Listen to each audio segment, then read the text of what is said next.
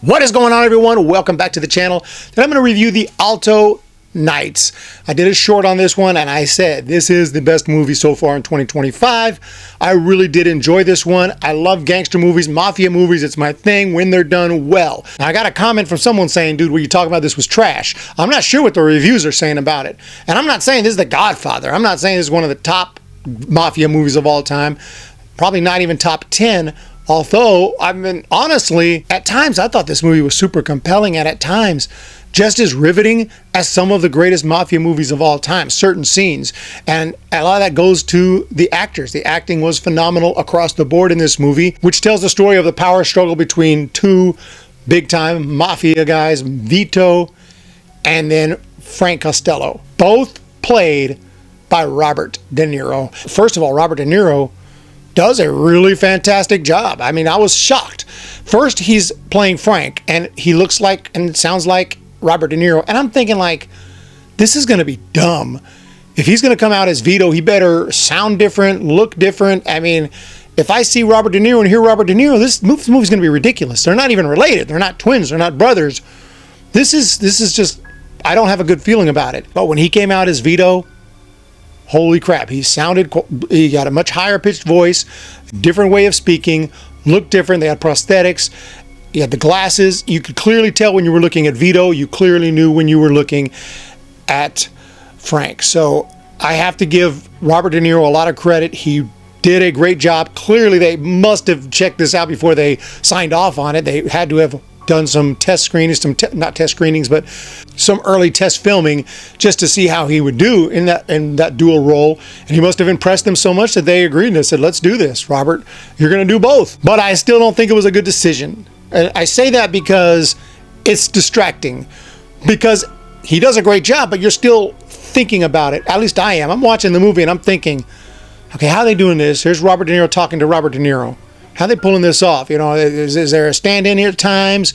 And then I'm listening to him as Vito and trying to hear. Do I hear Robert De Niro? I do hear Robert De Niro. There, I hear him. I can tell it's him. It's not too obvious. Then I look at him and say, do I see Robert De Niro? Yeah, I do see Robert De Niro there. I do see Robert De Niro there. They did a great job, but you can't completely hide the man. He's there. It's his eyes.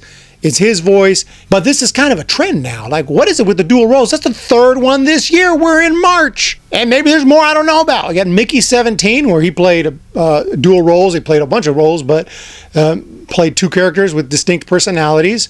With Mickey 17, you had the Monkey. We had two sets of actors doing it. As kids and then as adults, they were doing dual roles. And now this one with the ALTO Nights. And it's impressive, but like, I know Robert De Niro's got acting chops. I know he's a good actor, and this was impressive. He pulled it off masterfully. It was really cool, but at the same time, I don't need that in a gangster mafia movie. I'd rather have him play one of the two roles, and maybe he should have even played the tougher role, the one of Vito. I think that would have been more impressive, and then you just hire someone else. Whoever the case, to play that other role, to play Frank Costello. You could have gotten Andy Garcia. You could have got anyone. You know, maybe you couldn't get, also, or you could have had De Niro play Frank Costello, and then that wouldn't have that been amazing if they could have got Joe Pesci. Maybe he's kind of semi-retired now, so maybe he wasn't interested. But if they got Joe Pesci to play Vito. Either way, I would have preferred them not do this double role for Robert De Niro. It is distracting. You're thinking about it constantly. I'm thinking about it. Maybe not everyone, but I was thinking about it like the whole movie. Like, wow.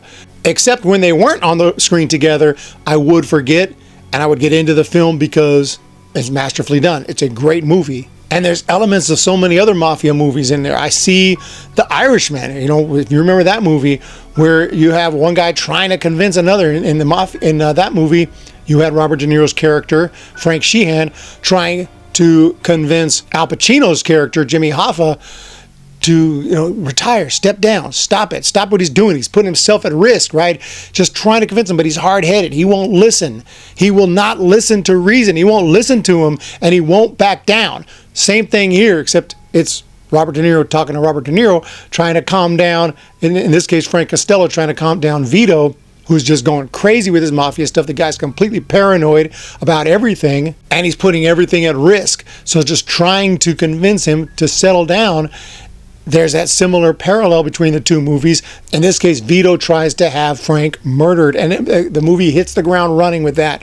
It hits the ground absolutely running with an attempted murder, and that's where this whole thing kicks off. And you're trying to figure out, what is Frank's plan here? Frank Costello seems so laid back, like he's not even affected by it, but does he have some kind of master plan? And as we move our way through this film, there's lots of just intriguing conversations, and it doesn't sound like anything special, but the way it's done, again, with the acting and with the drama building as these two clash, as we try to figure out what's going to happen with this big mafia meeting that they're going to hold.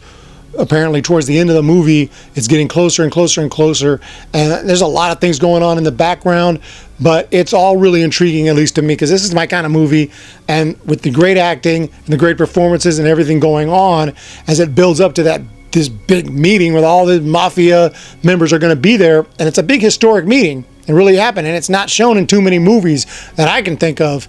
So we're getting some cool historic mafia stuff in this movie that isn't in a lot of other movies, that needs to be addressed. You know, we have movies about, fictional mafia stuff and real life mafia stuff, but not too many that show this story here. You do see a lot of Scorsese type stuff, like they're really trying to make a Scorsese gangster movie, Levinson is, and he's not Scorsese, so it's not quite to that level.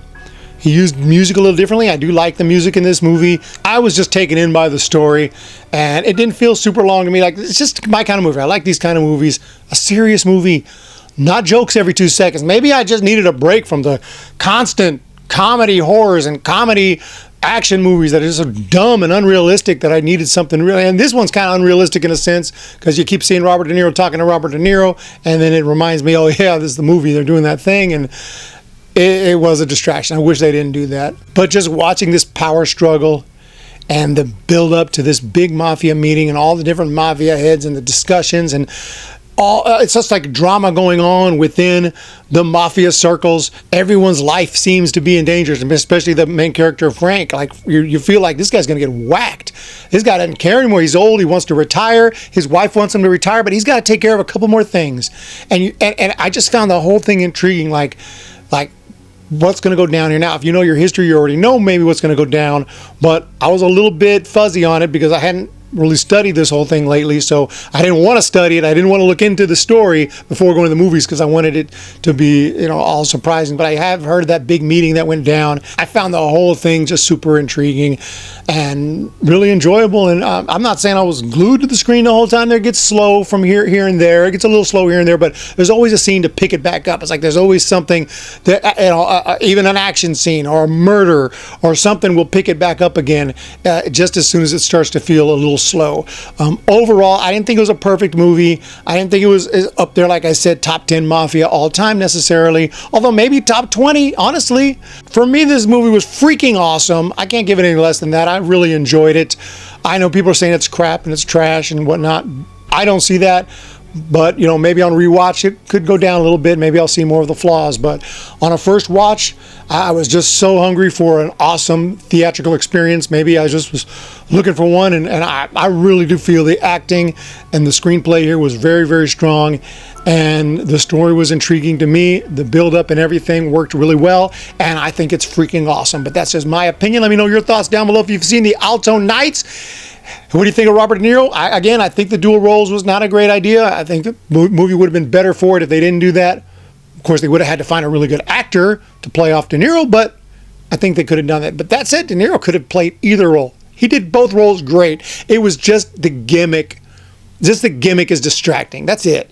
I no complaints about De Niro's performance. Just, I don't need that gimmick in a gangster movie. Although we've seen it before, but that was a Tom Hardy movie and they were twins.